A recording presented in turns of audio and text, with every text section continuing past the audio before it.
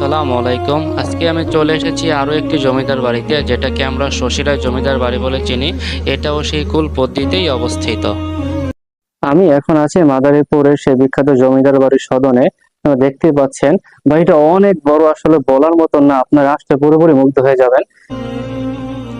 এই জমিদার বাড়িটি অনেক বড়, তবে সম্পূর্ণ জমিদার বাড়িটি আমি আপনাদের দেখাতে পারিনি, কারণ সম্পূর্ণ জমিদার বাড়িটি ভিডিও করার মতো কোনো স্কোপ ছিল না।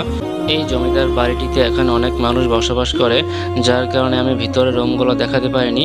তবে বাইরে থেকে চেষ্টা করেছি আপনাদেরকে এর সৌন্দর্যগুলো দেখানোর। এই রকম এত সুন্দর প্রাচীন জমিদার বাড়ি কার দেখতে ভালো না লাগে বলেন।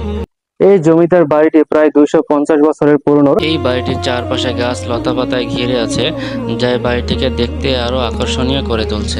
এই জমিদার বাড়ির আশেপাশে অনেক ঘর থাকায় এবং এর দুই পাশে জঙ্গল থাকায় আমরা চাইলেও পুরো বাড়িটি ভিডিও করতে